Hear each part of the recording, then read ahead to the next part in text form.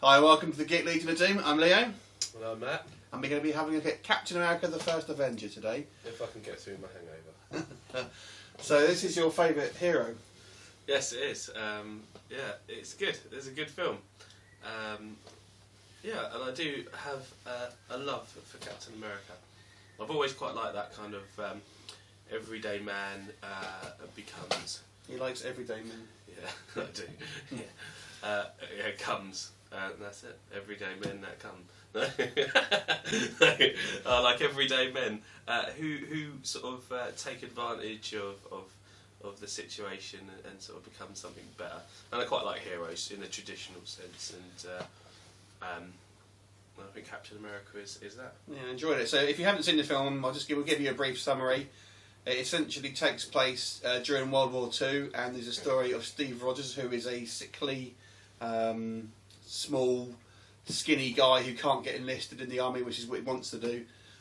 So basically he ends up sort of taking an experimental formula which is designed to essentially give him massive sort of physical quality, strength, endurance, all that sort of thing.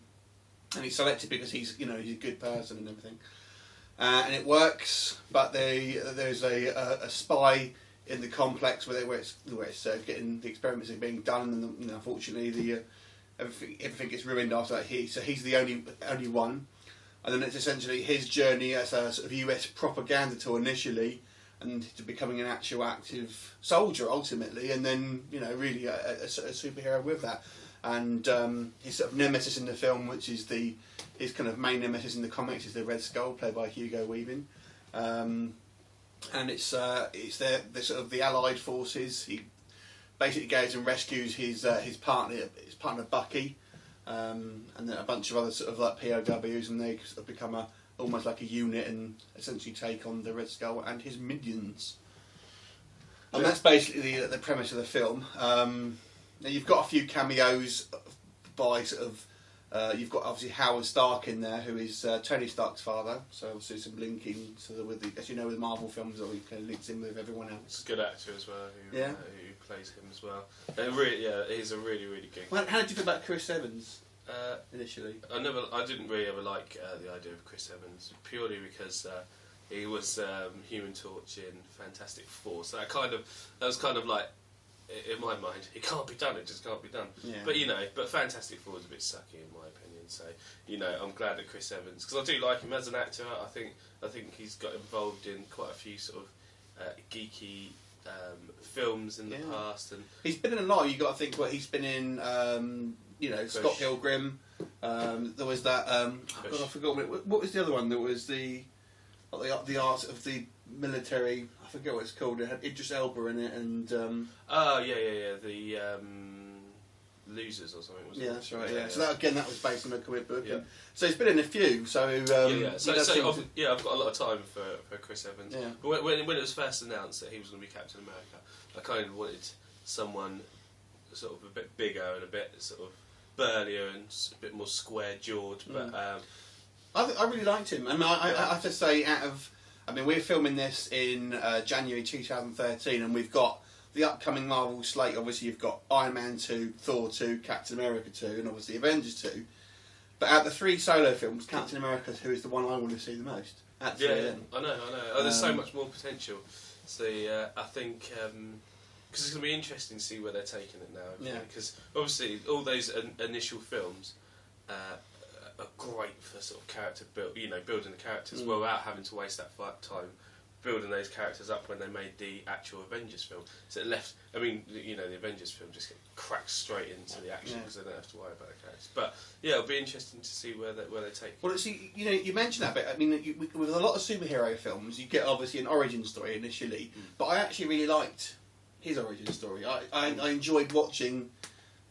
Before he became Captain America, obviously, if you've looked at it, what they've done is they kind of made him almost emaciated and and it looks fantastic. I mean, I'm sure in 10 years, maybe the effects will start to kind of you'll be able to pick holes in it. But I think, it's a high budget film, but it's not a mega high budget film. No. And I think you've got to give some kudos as well to the skinny dude who did the body work. That was him most of the time. What they did was they shot it a number of ways, and they had like body doubles and stuff like that. But the best results was, for the most of the time, was to film Chris Evans' body and then digitally shrink it. But it was actually his body, apparently. Really? Not in every shot, but apparently they can do that, do they? Do you think they can do some digital enlargement as well? I'm sure they probably could. But I mean, on that subject, I mean, he put on a lot of muscle, and he's certainly. I mean, you mentioned him. You know, he's got certainly in shape now, and. Without sounding too, like we're going on about his body too much. Oh yeah, Chris Evans. Yeah, he's pretty buff. That's it. I think we should leave that bit. No, yeah, I mean, he's physically perfect for the role, and I think, I think he comes across very well. He comes across that sort of that charming. I mean, Chris Evans has mostly done comedy before this, or comedic roles, and I mean, he did Sunshine, which wasn't a comedy, but. I think he pulled it off well, very earnest. I mean, I liked him in Avengers. I mean, but I have to say that the costume in this one is a hell of a lot better than it is in the Avengers. Yeah. I kind of wish they kept the costume more or less like it is on this one. But what about Hugo Weaving as the Red Skull? Yeah, Hugo Weaving's great and everything as well. Yeah. I can't knock him, but I mean, I was always it's a little bit worried about the Red Skull thing as well, but I think they pulled it off fine, considering what he looks like. You know, he's quite it is literally what it is, a rubber mask on a man. But Hugo Weaving's such a commanding character, and sort of he's a little bit. He always plays a good, terrifying character, doesn't he? I think. Yeah. So. I mean, the thing that maybe puts me off in hindsight now with him is he's kind of turned his nose up about the sort of kind of geek culture a little bit. Would you read about that? No, I didn't. Yeah, well, basically, he's sort of said he doesn't want to return as the Red Goblin, the Red Skull. He doesn't want to do that, you know, and he slagged off having to do Transformers as well. And I thought, hang on a second, this has made you into a name. Obviously, you've got the Matrix, all the rings and everything, but it's basically this sort of like geek culture as such. It's kind of it's made you. It kind of irritated me that he sort of. But you know, stuff like that. Turned his nose up at it. If he wants to be more of a serious actor, he's trying to take his career down the Oscar route. Then you know that's what he's going to do. But you know, I'd like to have seen the actual video footage of any interview they did with him to see. Because I mean, he must have made a stack of money out of like the Matrix. In essence, made him, didn't it? So you know, without the Matrix, he wouldn't have had a shot at the any of the stuff he's done. I mean, just think Lord of the Rings, bloody hell, you know. So, as a Captain America fan, what didn't you like about the Captain America film? I didn't think I didn't think they played on his obviously his heroism and stuff like that, and I think it was too much coming to terms with his abilities. If he was still very, very unsure of like what he was capable of. That's the way it came across. Was I'd like to have seen him doing some proper ass whooping.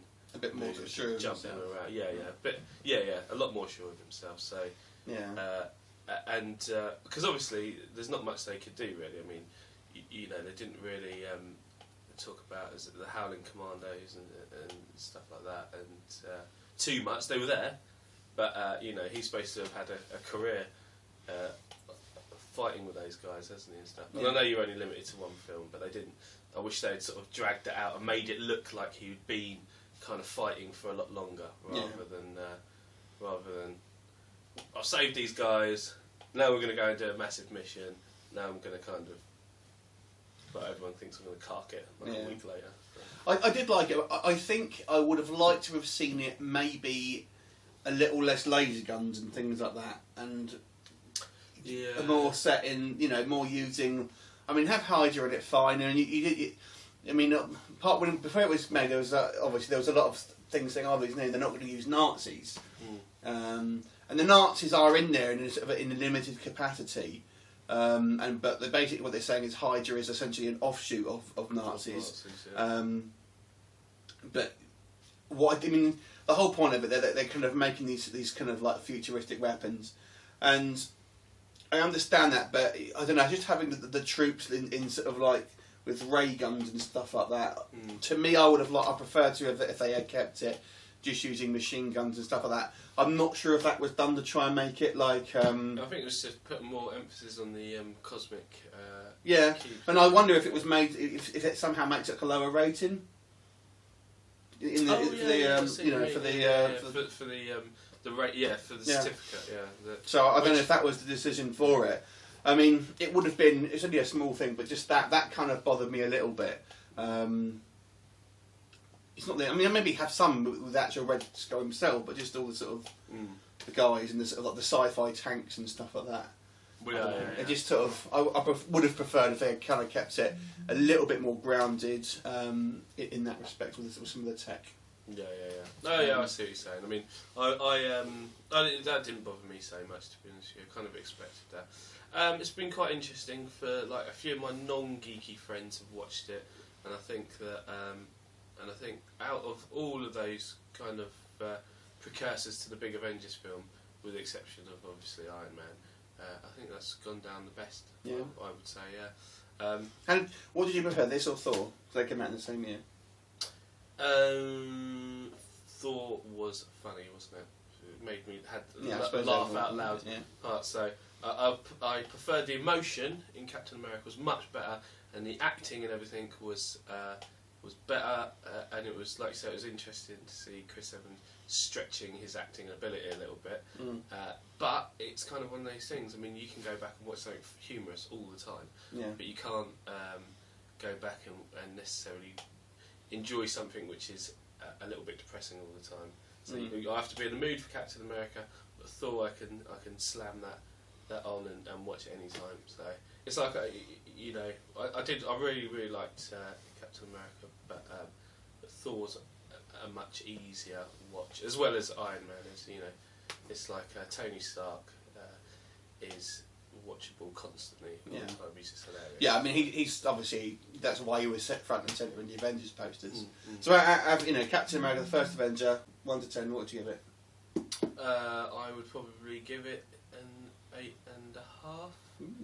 8.5. Purely because I think they did a very good sort of re-envisioning of kind of how it did, and I quite liked the fact that it was I felt a little bit elitist going to watch it. It was a big budget film, and like everyone. But the thing that you love. Yeah, about something that I love. So so it's cool. Yeah, I mean, I'd give it a 7.5 out of 10. It's a strong movie. I don't think it was the best at the Marvel films, but it certainly is an enjoyable movie, and they can be proud to have made that. So I'll give it a 7.5, so that makes it an 8 out of 10 for the average. Thanks for watching. Subscribe to our channel and like us on Facebook, and we'll see you next time. Leave any comments or your thoughts on Captain America: The First Avenger.